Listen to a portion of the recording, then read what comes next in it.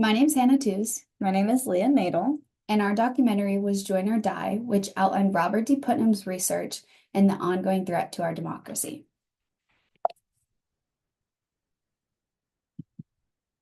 So, first off, starting at about 1920 was when club joining increased and membership in different clubs spiked.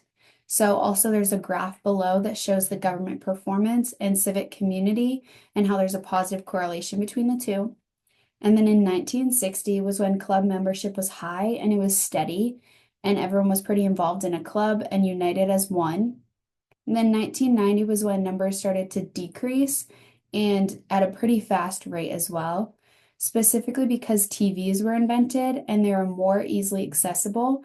And so TVs became about 80% of people's main media source as well as entertainment source.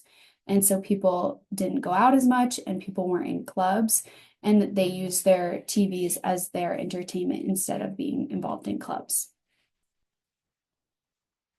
To continue on with the timeline, in 2000, Putnam wrote his book called Bowling Alone. He wrote this book based on his studies of the graph going down in the club memberships and going down in the community coming together as a unit. In 2010, there was a big decrease after 9/11, where a lot of people were not changing, they were not coming back together, they were not coming into a club, and the consistent decrease just kept on going. And in 2020 was when COVID hit, and this was when people were put into isolation. And as people became put into isolation, they started to have less and less friends, which resulted in less and less clubs and club members. And it was also leading to higher suicide rates, especially in teens. And along with all of this, it also had an increase in social media usage. For some background on the documentary, physical capital is about really investing in an object. For an example, if you invest in a screwdriver, you can repair bicycles at a higher capacity and faster. So it's a physical investment that brings you to success. For human capital, it's about investing in your education and training so that way you can become more beneficial as a human.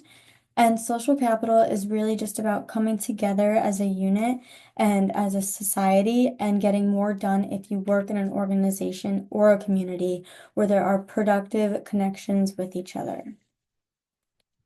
So, adding on to that, we learned a new term in the documentary called reciprocity, which the main idea of reciprocity is that I won't cheat you if you don't cheat me. Similarly, specific reciprocity is if you're nice to me, I'll be nice to you. And then generalized reciprocity, which is I'm going to be nice to you just because you're part of this community and you're part of this in group that I'm also a part of. So you want to have generalized reciprocity in your community because the community will be way more productive. You'll be able to trust each other and you won't be having to check in on other community members. And you innately will trust one another to help you when you're down on your luck and vice versa. So, another big message that came out of the documentary was that social networks have value. And that's a quote from Robert D. Putnam, meaning that our democracy works because of social capital and because of social connections. Without them, our democracy will be at a decrease in success. And that's what we have seen recently.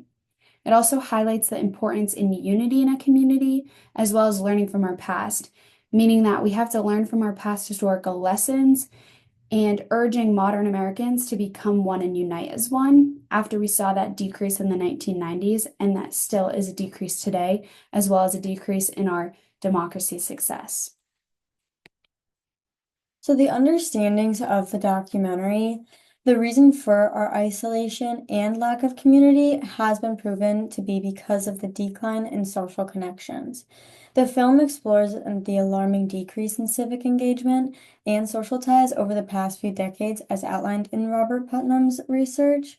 For an example, declining memberships in communities, organizations, religious groups, or places where people historically connect with one another.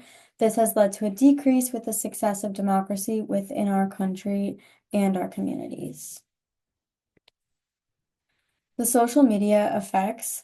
Over time, social media has become more popular and people started to use it in positive ways to reunite one another. People share their interests to find others with the same interests and same similarities that they have. And the documentary does introduce us to someone named Scott Heiferman. Scott Heiferman created the website called Meetup, and on this website, you can post your opinions and you can post your interests and just speak your own truth and be able to meet up and find people with the same similarities and beliefs that you have. The social psychology strategies. So the first one we said was social identity theory. We said this because it ties into the documentary by people having their own differences, but still being able to be part of one group. For like an example of this, one group member could get a TV in their house and then the other one would follow. They originally might be in different out groups, but eventually they will come together and find similarities and end up in the same in group. Another one we said was social proof. The documentary uses multiple interviews and historical figures and firsthand testimonials from experts, which led the viewer to be more likely to be persuaded. The way that the documentary is set up, it's really set up in a persuasive way to allow the viewer to really have an eye opener and see the different way of the world and how our community has been decreasing and coming together.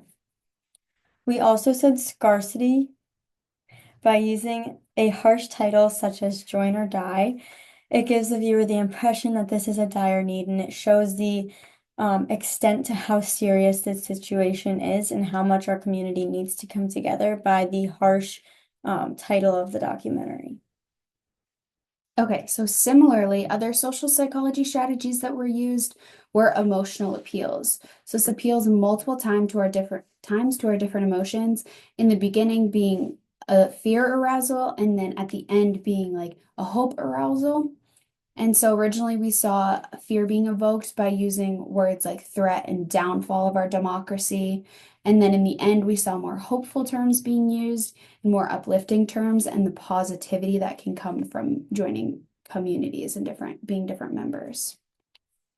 So why even watch Join or Die? So we learned about something called the ripple effect, which is when an initial disturbance or action spreads outward, creating a series of reactions or consequences that impact an overall larger system. So you can be the ripple effect, just like how Robert D. Putnam was his ripple effect in starting and writing Bowling Alone and joining his own bowling group. You can be that ripple effect into saving our democracy by joining a different community or joining a different outgroup than you're involved in. You will be able to spread more positivity and have more unity within your own community, and you can be the beginning steps to that. Similarly, other impacts that this documentary has had on society is Putnam's research directly explains why joining a social club is so important and the benefits that come from it. They also prove that there's a positive correlation between when more people are involved in a society and in a community, there's higher government trust and engagement. So if there's higher civic engagement, there's more trust in there's more trust in the government because they're involved in the community. Hi everyone, I'm Riley. I'm going to start by talking about the impacts that this documentary had on society. So, the studies conducted provided charts for multiple decades that represent how much trust people have in their government from then compared to now, as well as how many social groups they're a part of. And these charts showed a correlation between the community's trust in their government and how involved they were with that community. So there were multiple strategies being used, such as attitudes and persuasion. So throughout the documentary, viewers witnessed multiple different attitudes on different topics. One believe that joining clubs or social groups that you're interested in can help America and have a positive effect and attitude towards other topics. The less participation that were in these activities caused people to no longer trust their government, and many news outlets and media tried stating that this was not true saying that the only reason Putnam came to his conclusion is because he was only looking at the participation levels of old activities. So another strategy being used was social influences and group processes. This documentary is based on why people should join a group and how social influence can be good for people and can be used for good. Putnam proved this by collecting data about how involved people are from different areas in the world. He found that as people were becoming less involved in activities, the less happy they were. And the less involved people were in a community, the less happy and fulfilled they were by their government. That's all for today. Thank you. Thank Thank you. you.